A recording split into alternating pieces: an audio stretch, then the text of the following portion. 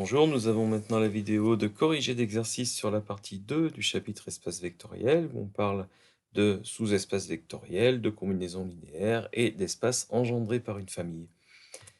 Deux premiers exercices sur des sous-espaces vectoriels. Je pose grand F l'ensemble des vecteurs de R³ tels que x plus y plus z égale 0, somme des coordonnées nulle. Montrer que grand F est un sous-espace vectoriel de R³. Alors, je précise bien sûr ici que les deux lois impliquées sont bien sûr l'addition dans R³ et la multiplication externe avec un élément de R. Donc je parle de R espace vectoriel. Et commençons par se poser la question de l'inclusion. Est-ce que grand F est inclus dans R³? Première condition nécessaire. Eh bien entendu, les vecteurs qui appartiennent à grand F sont des vecteurs de R³ par définition de l'ensemble grand F. Donc grand F est inclus dans R³. L'élément neutre de l'addition vectorielle est le vecteur nul. Est-ce que le vecteur nul appartient à grand F? Oui, puisque la somme de ses coordonnées vaut 0.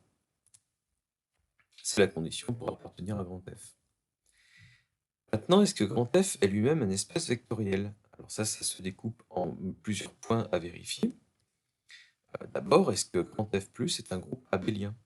Je rappelle un petit peu la définition. Pour un espace vectoriel, il faut déjà que, avec la loi de composition interne, on ait un groupe abélien.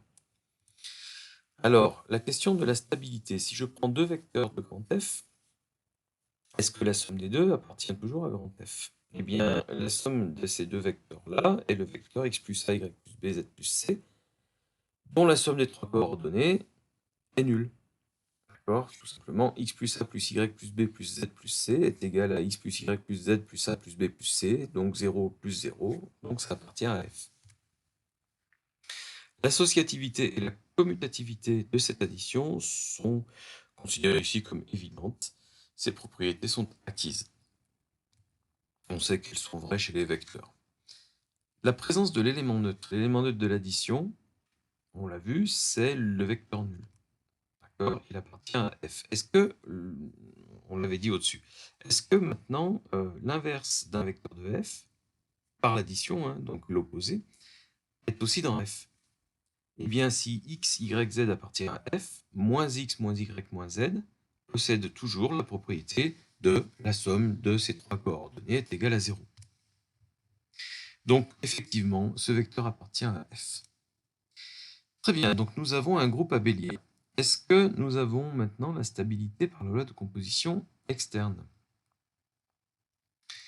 Alors, si je prends lambda appartient à R, lambda fois x, y, z est le vecteur lambda x, lambda y, lambda z. Mais si x, y, z appartient à f, donc x plus y plus z égale 0, et bien clairement lambda x plus lambda y plus lambda z égale 0 aussi. Donc ce nouveau vecteur, lambda x, y, z, appartient à f. Est-ce que nous avons la distributivité de la multiplication sur l'addition? Elle est immédiate, on sait qu'elle est vraie chez les vecteurs. D'accord, donc la multiplication bien sûr par un réel et l'addition entre deux vecteurs.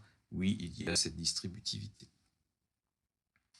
Très bien, donc grand F est un espace vectoriel.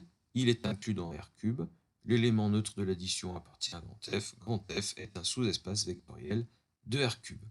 Vous voyez que cette notion d'élément neutre, je l'ai invoquée deux fois. Une première fois avant même de me demander si grand F était un espace vectoriel, parce qu'effectivement, c'est une condition qui est forte sur le fait d'avoir un sous-espace vectoriel. Si jamais l'élément neutre de notre addition n'appartient pas à notre ensemble, ça n'est pas la peine de se poser la question de est-ce que grand F est un espace vectoriel. La simple absence de l'élément neutre fait que ça sera faux. Donc on se pose la question dès le départ, et si la réponse est non, l'exercice s'arrête là. Exercice 2, je prends cette fois-ci des suites. L'ensemble grand R exposant grand N, ce sont les suites réelles. C'est un espace vectoriel sur grand R. Donc je le rappelle. Montrer que le sous-ensemble S indice AB des suites définies par récurrence par UN plus 2 égale AUN plus 1 plus BUN, A et B sont fixes, est un sous-espace vectoriel de grand R puissance N. Donc on va montrer trois points importants sans revenir dans tout le détail. Encore une fois, les notions d'associativité et de commutativité sont assez évidentes ici. D'abord, l'élément neutre. Quel est l'élément neutre de l'addition? chez les suites? Eh bien, c'est la suite nulle. Est-ce que la suite nulle fait partie de SAB? Est-ce que chez la suite nulle, un plus 2 égale a un plus 1 plus b un? Eh bien, sachant que pour tout n, un égale 0, 0 égale a fois 0 plus b fois 0, oui, effectivement, la suite nulle appartient à SAB. L'inverse d'une suite de SAB, donc son opposé. Est-ce que la suite moins un est aussi dans SAB? C'est-à-dire, est-ce que moins un plus 2 est égal à a fois moins un plus 1 plus b fois moins un? Oui, puisque a fois moins un plus 1 plus b fois moins un est égal à moins, entre parenthèses, a un plus 1 plus b un. Donc à moins un plus 2. Donc si je me demande si moins un plus 2 est égal à moins un plus 2, j'ai la réponse. Oui, effectivement, ça fonctionne. Donc on a la présence de l'inverse, et puis la question de la stabilité, qui sera le troisième point que je vais invoquer ici, eh bien je vais me la poser directement par l'addition et la multiplication externe par un réel. Alors, j'ai mal écrit finalement ce qui apparaît ici, hein, stabilité par la LCE fois, j'aurais dû compléter, et par la LCI plus. Alors, je vais me poser donc la question d'un seul coup pour les deux lois, de cette stabilité, pour faire la transition avec les exercices qui suivent sur les notions de combinaison linéaire. Est-ce que finalement, une combinaison linéaire de deux vecteurs, mettons, de SAB, est toujours dans SAB? Et donc, j'aurai à la fois la preuve que on a la stabilité par l'addition et la stabilité par la multiplication par un réel. Donc, je prends deux suites de SAB, deux réels, lambda et mu, et je me demande ce qu'il advient de la suite lambda u plus mu v. C'est-à-dire, est-ce que lambda un plus 2 plus mu vn plus 2, donc lambda u plus mu v de un plus 2, était égal à petit a fois lambda u plus mu v indice n plus 1, plus petit b fois lambda u plus mu v indice n. Alors, bien entendu, avec les propriétés classiques de l'addition et de la multiplication dans R, on va y arriver sans problème.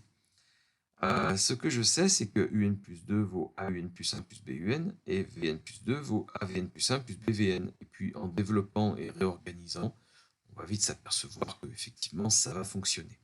On a bien a fois lambda un plus 1 plus mu vn plus 1 plus b fois lambda un plus mu vn. Donc, lambda un plus mu vn en tant que suite est élément de SAB. Voilà, donc cette double stabilité est montrée ici. Encore une fois, je ne parlerai pas ou je n'écrirai pas en tout cas l'associativité de l'addition, la commutativité de l'addition dans SAB. Ça fonctionne. J'ai ici vraiment sous les yeux les trois points principaux qui doivent absolument être évoqués et justifiés pour montrer qu'on a un sous-espace vectoriel. Alors, parlons maintenant de combinaison linéaire, sans se poser de questions sur les espaces vectoriels. Alors, écrivez le vecteur 1, 2, moins 5 comme combinaison linéaire des vecteurs 1, 1, 1, 1, 2, 3 et 2, moins 1, 1. Eh bien, je dois simplement avoir un système, c'est-à-dire que je dois trouver trois coefficients ABC, tels que 1, 2, moins 5 est égal à A fois le premier vecteur, plus B fois le deuxième, plus C fois le troisième. Ce qui va me donner évidemment pour chacune des trois coordonnées une équation. Il faut que 1 à gauche soit égal à A plus B plus 2C. Avec la deuxième coordonnée, il faut que 2 soit égal à A plus 2B moins C. Et pour moins 5, je dois avoir moins 5 égale A plus 3B plus C. La question est de savoir, est-ce que A, B, C peuvent exister? Est-ce que ce système possède une solution? Peut-être que je suis dans un cas particulier où le système n'en possède pas. Alors, on va triangulariser le système pour le résoudre plus simplement. Donc, je propose en ligne 2 et 3 des combinaisons linéaires qui vont faire disparaître le coefficient A. Et puis enfin, une troisième combinaison linéaire qui va faire disparaître le coefficient B dans la troisième ligne. Et donc, j'obtiens ça. Alors, 5C égale moins 8, donc C égale moins 8 cinquième. Je reporte la valeur de C dans la deuxième équation et je trouve B. Je reporte B et C dans la première équation et je trouve A. Effectivement, il existe un triplet ABC tel que mon vecteur V de départ est égal à A fois V1 plus B fois V2 plus C fois V3. Voilà, je m'aperçois par contre que cette combinaison linéaire est unique. D'accord? Mon système a conduit à une solution unique. Là encore, un système pourrait conduire à une infinité de solutions. Ici, non. Deuxième question, complètement indépendante de la première. Pour quelle valeur de k le vecteur 1 moins 2k est-il combinaison linéaire de 3, 0, 2 et 2, moins 1, moins 5? Là encore, je vais poser un système. Il faut trouver cette fois-ci deux réels a et b, tels que 1 égale 3a plus 2b, moins 2 égale 0a moins b, moins 2 égale moins b donc, et k égale 2a moins 5b. Alors, est-ce que c'est compatible? Est-ce qu'il y a des valeurs de k pour lesquelles ça peut marcher, pour lesquelles a et b peuvent exister? Donc, très classiquement, hein, on se retrouve avec ce système. Moins b égale moins 2, donc je sais déjà que b doit être égal à 2. Mais si b égale 2, au-dessus, ça va me faire trouver instantanément petit a. Donc 3a plus 4 égale 1, 3a égale moins 3, a égale moins 1. Il faut que b soit égal à 2 et que a soit égal à moins 1. Il n'y a pas d'autre possibilité. Et voyons si c'est compatible avec la troisième ligne du système. A égale moins 1, b égale 2 me dit que moins 2 moins 10 doit être égal à k. Donc k égale moins 12. Donc non seulement a et b, s'ils existent, doivent avoir des valeurs bien précises, mais en plus, ça correspond à une valeur de k elle-même unique. Donc il n'y a pas plusieurs vecteurs de type 1-2k qui peuvent être combinaisons linéaires des deux vecteurs que j'annonce à droite. Il n'y a que le vecteur 1-2-12. Si vous prenez 1-2, 5 par exemple, eh bien ce vecteur-là ne peut pas être combinaison linéaire de 3, 0, 2 et 2, moins 1, moins 5.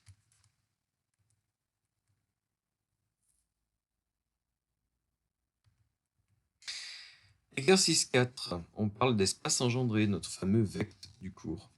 Quel est vect de 1, 0, 0, 1?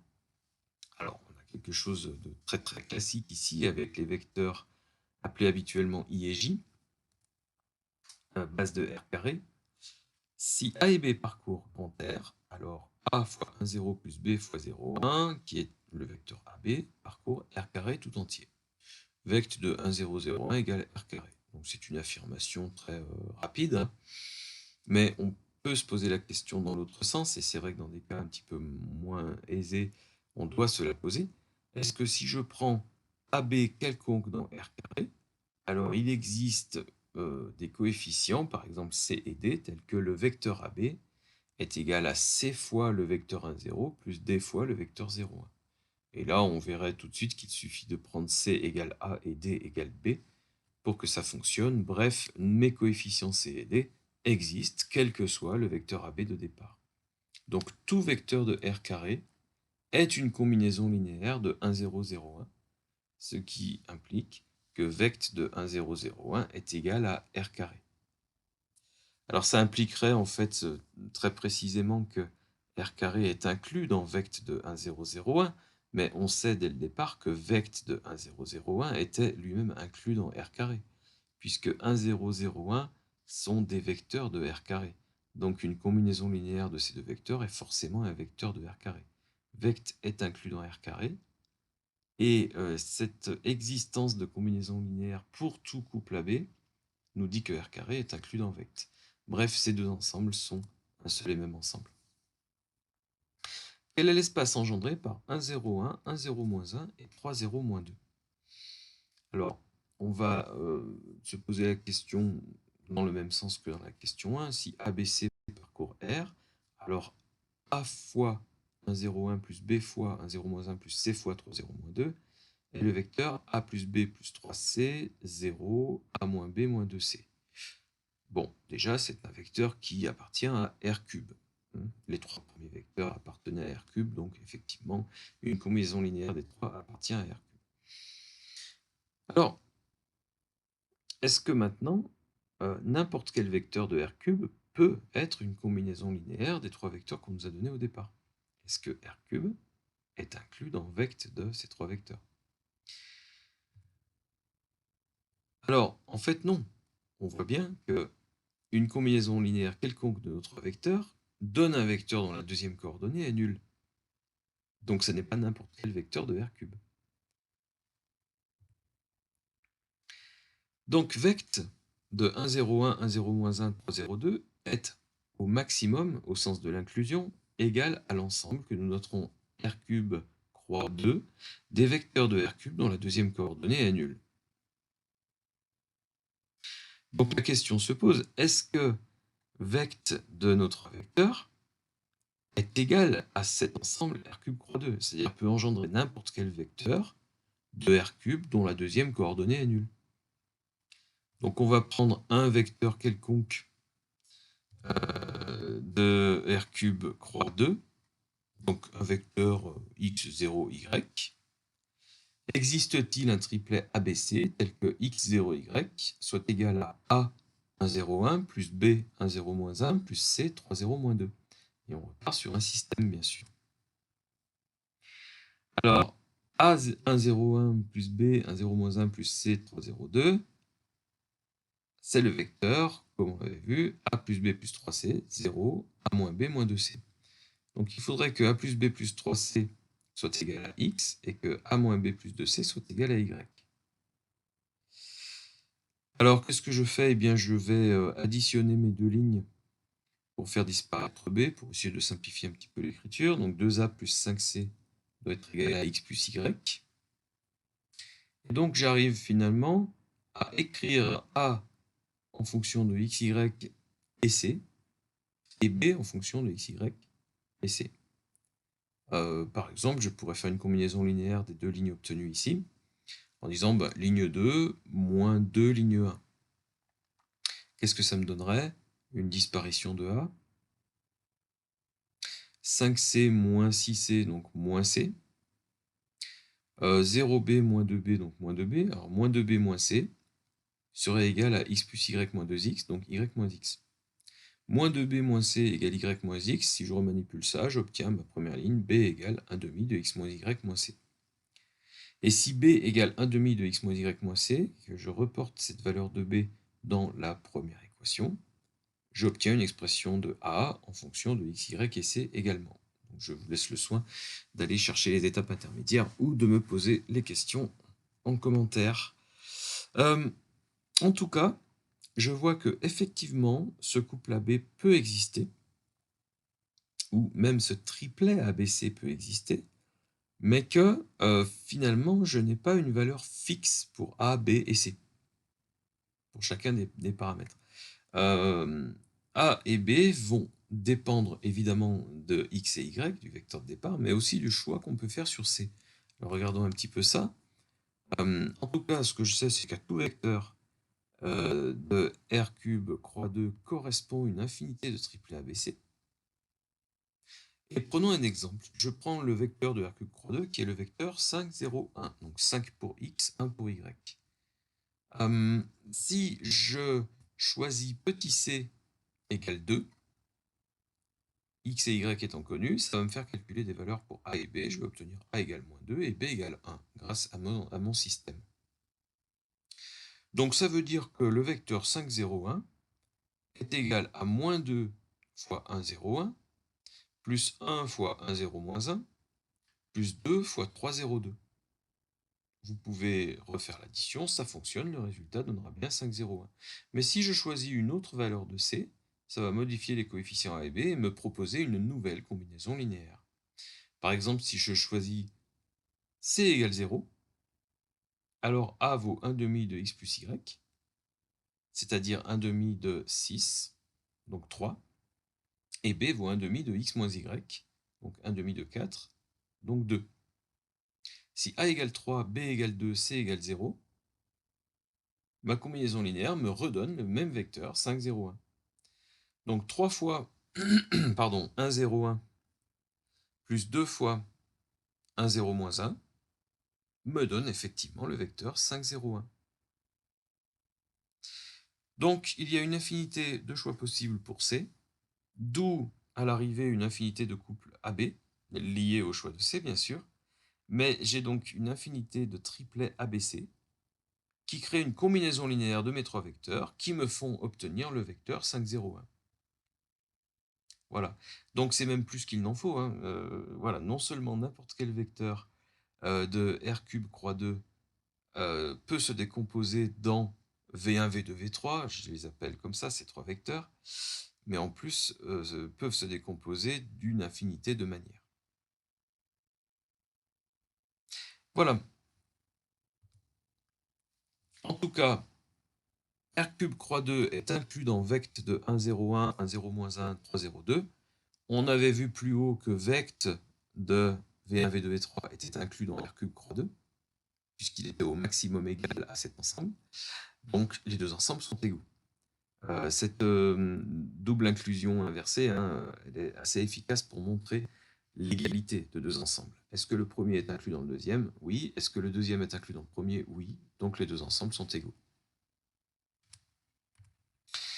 Quel est l'espace engendré par la matrice identité et puis la matrice 1, 0, 1, 1? Alors, si A et B parcourent grand R, une combinaison linéaire avec les coefficients A et B me donne une matrice qui est de forme A plus B, 0, B, A plus B. Il est sûr que ça appartient à M2 de R, les matrices à coefficients réels de deux lignes et deux colonnes. Mais très clairement, ça ne peut pas rendre compte de n'importe quelle matrice de M2 de R, puisque manifestement, mes deux coefficients diagonaux seront égaux, quelle que soit la combinaison linéaire, et le coefficient ligne 2, colonne 1 doit être nul. Donc, vect de ces deux matrices de départ n'est pas M2 de R. Il est strictement inclus dans M2 de R, mais c'est quelque chose qui est une partie de M2 de R et pas la totalité. Alors, je vais nommer M2 étoile de R l'ensemble des matrices dont le terme ligne 2 colonne 1 est nul et dont les termes diagonaux sont égaux. Et donc, je me demande si ce type de combinaison linéaire peut rendre compte de n'importe quelle matrice de M2 étoile de R cette fois-ci. D'où apparition d'un système. Je vais prendre grand A, une matrice quelconque de M2 étoile de R.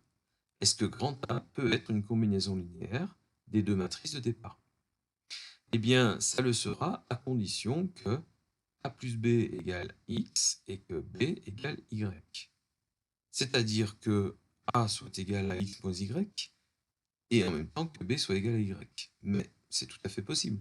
Si vous avez choisi au départ une valeur pour X, une valeur pour Y, alors effectivement, il existe une valeur pour A et une valeur pour B. Donc une combinaison linéaire des deux matrices de départ qui nous fasse aboutir à la matrice X, 0, YX. Donc n'importe quelle matrice de M2 étoile de R est une combinaison linéaire des deux matrices de départ. Donc vect de l'ensemble des deux matrices de départ contient M2 étoile de R. Et donc par cette double inclusion réciproque, vect des deux matrices de départ est égal à M2 étoile de R. Alors un exemple pour illustrer, je prends la matrice grand A qui est la matrice 5, 0, moins 1, 5.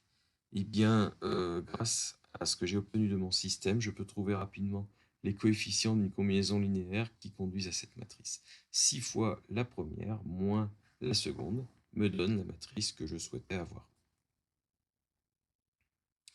Alors, un petit plus par rapport à ce qui est demandé dans l'exercice, pour relier tout ça au cours, est-ce que M2 étoile de R est un sous-espace vectoriel de M2 de R?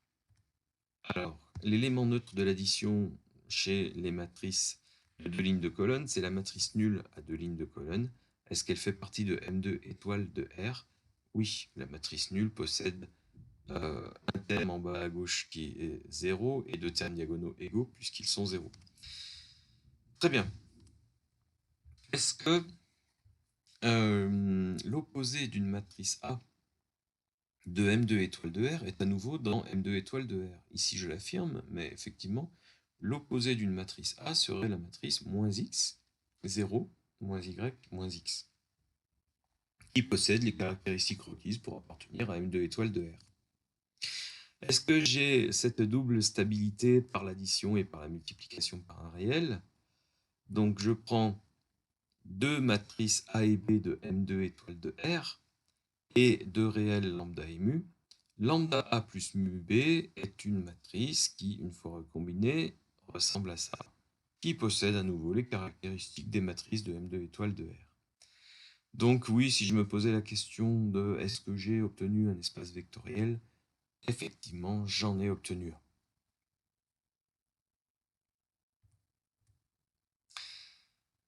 Quel est l'espace engendré par 1, 0, 0, 1, 1, 0, 1, 1 et 1, 1, 0, 1? Ah, cette fois-ci, on ne sera plus forcément sur M2 étoile de R. On va voir un petit peu à quoi ressemblent les combinaisons linéaires de ces trois matrices. Je prends trois coefficients ABC, je fais mon calcul et j'obtiens une matrice qui ressemble à ça. A plus B plus C, C, B, A plus B plus C. Ce qui saute aux yeux, c'est que les deux termes diagonaux doivent être égaux et que donc ça ne rend pas compte de toutes les matrices possibles de M2 de R. Alors, donc ça appartient à M2 de R, mais l'ensemble des combinaisons linéaires de ces trois matrices de départ n'est clairement pas M2 de R. Je vais désigner par M2D égale de R l'ensemble des matrices dont les termes diagonaux doivent être égaux. Et ce que je me demande, donc, bien sûr, ici, c'est est-ce que vect de mes trois matrices de départ est égal à M2 égale de R. Ce que je sais, c'est que vect de mes trois matrices de départ est inclus dans M2D égale de R. Ça donne forcément une matrice dont les deux diagonaux sont égaux. Est-ce qu'en retour, une matrice quelconque dont les deux termes diagonaux sont égaux peut être vue comme combinaison linéaire de mes trois matrices de départ? Donc on se posera toujours la question dans ce sens-là à partir de ce point. Donc, je vais prendre une matrice quelconque appartenant à M2D égale de R, XZ, YX. Si cette matrice doit être une combinaison linéaire de mes trois matrices de départ, c'est que un certain système doit être vérifié, qui doit me donner des solutions pour A, B et C. Alors, il faut que A plus B plus C soit égal à X, ce qui se retrouve en haut à gauche ici et en bas à droite en faisant le calcul. Il faut que B soit égal à Y, pour parler du terme en haut à droite, et il faut que C soit égal à Z en bas à gauche. Donc on arrive rapidement à la conclusion que B égale Y et C égale Z, et que A doit être égal à X moins Y moins Z, en remplaçant B et C par Y et Z. Alors, ces conditions sont toujours respectables, j'allais dire, il est toujours possible de les respecter. À partir de trois valeurs x, y, z, vous pouvez trouver les trois valeurs ABC correspondantes de votre combinaison linéaire. Donc, M2D égale de R est inclus dans vect des trois matrices de départ. Donc, vect des trois matrices de départ est égal à M2D égale de R. Et encore une fois, j'ai un exemple ici pour l'illustrer. Si je choisis cette matrice-là, 5, 2, moins 1, 5, donc j'ai x égale 5, y égale moins 1, z égale 2, je reviens dans mon système qui me dit comment calculer rapidement ABC, les coefficients de la combinaison linéaire nécessaire.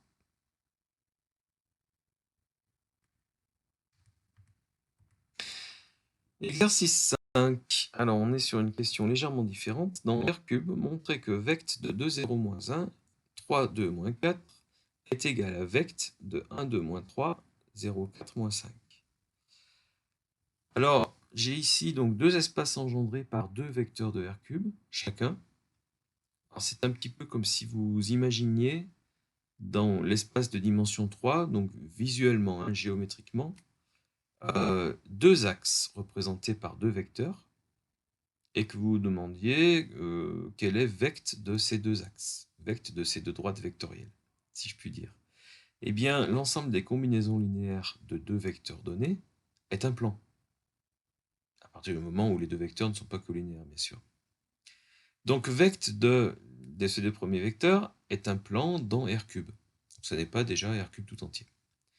Vect des deux autres vecteurs est aussi un plan. Et donc, on est en train de nous demander, ou de nous demander de prouver, que c'est en fait le même plan. Donc, j'ai deux couples de vecteurs différents qui, manifestement, sont coplanaires dans R3, qui représentent le même plan vectoriel. Alors, si on parle géométrie, ça va être difficile de faire la démonstration, c'est plus laborieux. Mais au moins l'analogie géométrique peut vous faire comprendre un petit peu ce qu'on est en train de nous demander. Voilà. Une fois que vous avez compris et visualisé, il faut revenir ici à du calcul, à une notion de combinaison linéaire. Alors vous avez ce que j'appellerais dans cet exercice la version longue, qui va consister à écrire des systèmes. Et puis la version courte où, avec un peu d'intuition, on remarque quelque chose qui nous fait accélérer un petit peu dans nos conclusions. La version longue. Je vais utiliser la double inclusion, dans la version courte aussi, hein, mais ça ira plus vite. C'est-à-dire, est-ce que un vecteur qui est combinaison linéaire des deux premiers ici appartient aussi à vect des deux autres? Autrement dit, est-ce que vect des deux premiers est inclus dans vect des deux derniers? Et puis on se posera aussi la question dans l'autre sens.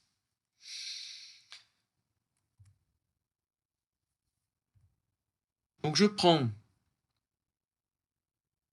un vecteur ABC qui est combinaison linéaire de 2, 0, moins 1 et 3, 2, moins 4. Est-ce que ce vecteur est une combinaison linéaire des deux derniers? Donc appartient à l'ensemble des combinaisons linéaires des deux derniers. Alors, puisque U appartient à vect des deux premiers, il existe un couple D et E de coefficients tel que le vecteur ABC soit égal à D fois le premier 2, 0, moins 1 plus E fois 3, 2, moins 4. Très bien. La question est, existe-t-il deux coefficients F et G tels que D fois 2, 0, moins 1 plus E fois 3, 2, moins 4 soit égal aussi à F 1, 2, moins 3 plus G 0, 4, moins 5.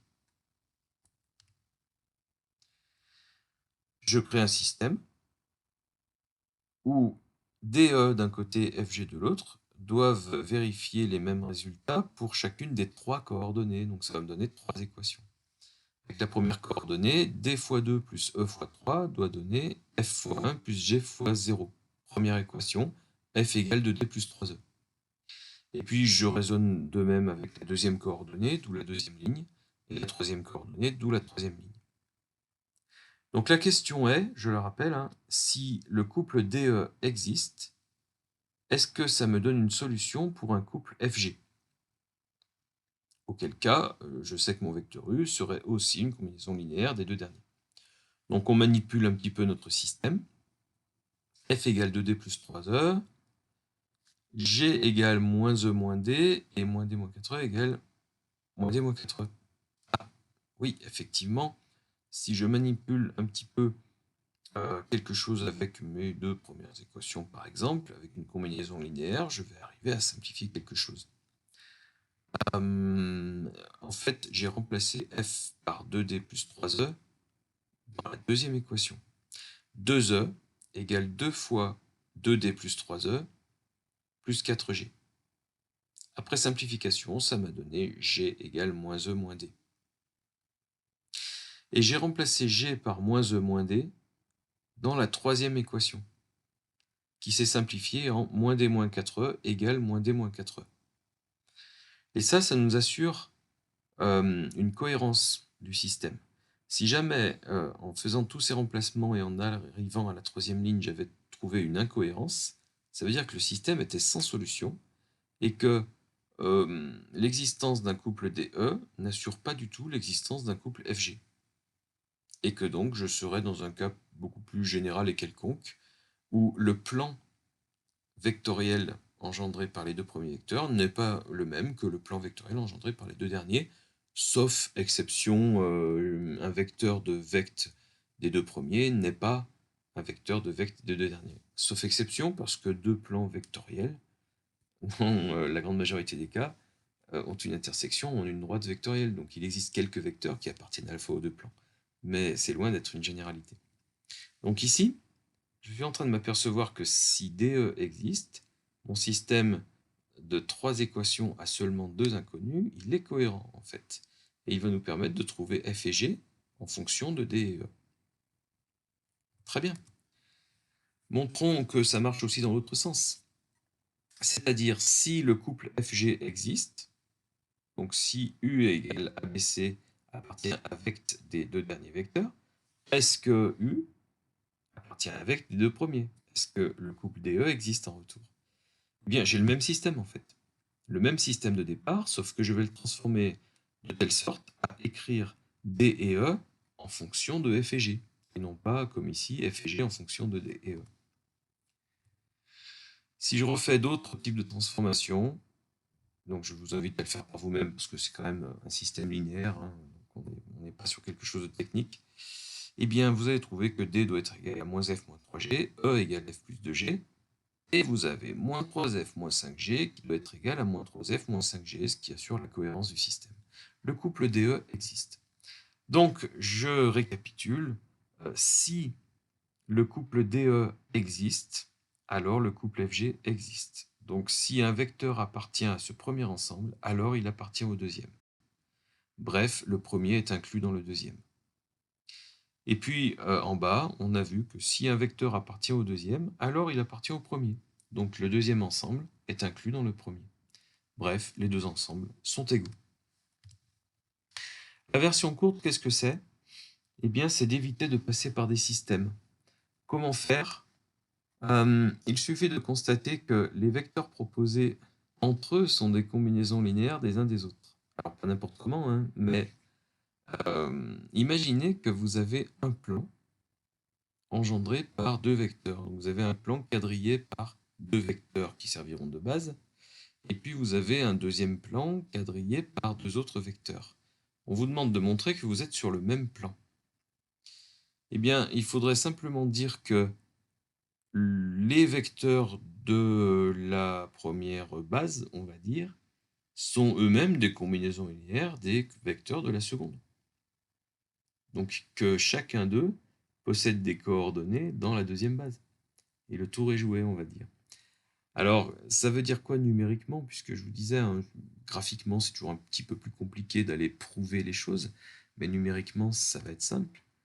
Je remarque, pas forcément une évidence, hein, que 1, 2, moins 3 est égal à une combinaison linéaire des deux premiers, c'est en fait 3, 2, moins 4, moins 2, 0, moins 1. Vous pouvez vérifier, ça marche. Et je remarque aussi que 0, 4, moins 5 vaut 2 fois 3, 2, moins 4, moins 3 fois 2, 0, moins 1. Là, je vous l'accorde, il faut le voir. C'est pas une évidence. Bon, ça veut dire quoi? Les deux vecteurs du second espace sont des combinaisons linéaires des deux vecteurs du premier. Ça veut dire que si maintenant je prends n'importe quel vecteur appartenant à vect de 1, 2, moins 3, 0, 4, moins 5, donc si j'ai un vecteur v qui vaut a fois celui-là plus b fois celui-là, sachant que chacun d'eux peut se décomposer dans les deux vecteurs qui sont ici, eh bien mon vecteur v va lui aussi se décomposer dans les deux vecteurs qui sont dans l'ensemble de gauche. Si un vecteur v est combinaison linéaire de 1, 2, moins 3, 0, 4, moins 5, alors par ricochet, j'allais dire, il va être combinaison linéaire des deux premiers. D'accord? Donc si par exemple je prends, alors, nommons ces vecteurs pour aller plus vite, donc V1, V2 pour le premier ensemble, et V3, V4 pour le deuxième. Je prends un vecteur V qui vaut A fois V3 plus B fois V4. Or V3 est lui-même égal à V2 moins V1, et V4 est égal à 2V2 moins 3V1. Donc mon vecteur V est égal à A fois V2 moins V1, plus B fois 3V2 moins 3V1. Ce qui en fait une combinaison linéaire de V2 et V1. Donc mon vecteur V qui appartenait à vect de V3, V4, du coup appartient aussi à vect de V1, V2. Autrement dit, et c'est ce que j'écris ici en dernier, vect de V3, V4 est inclus dans vect de V1, V2. Et puis, dans un deuxième point, je peux faire des constatations complètement inversées par rapport à ce que j'ai dit ici. C'est-à-dire que je peux voir les deux vecteurs V1 et V2 comme des combinaisons linéaires de V3 et V4. Et je raisonne complètement à l'envers par rapport à ce qui a été fait ici. Je constate que, et là encore, il faut être capable de le voir, 3, 2, moins 4, c'est en fait 3 fois 1, 2, moins 3, moins 0, 4, moins 5, et que 2, 0, moins 1 est égal à 2 fois 1, 2, moins 3, moins 0, 4, moins 5. À ce moment-là, tout vecteur qui est combinaison linéaire de V1 et V2 va devenir automatiquement combinaison linéaire de V3 et V4. Et donc, vect de V1, V2 est inclus dans vect de V3, V4. Bref, cette double inclusion nous assure que les deux espaces sont égaux. Voilà, bien entendu, j'attends vos nombreuses questions, je les espère nombreuses, dans l'espace commentaire, ou en direct, ou par email, etc., etc. Donc réfléchissez bien à tout ça, parce qu'on est quand même sur, avec cette notion de combinaison linéaire, sur quelque chose de vraiment central qu'il faut bien maîtriser pour comprendre et vraiment appréhender ce qu'on va dire dans la suite du chapitre avec la notion de base et de dimension. Merci et à très bientôt.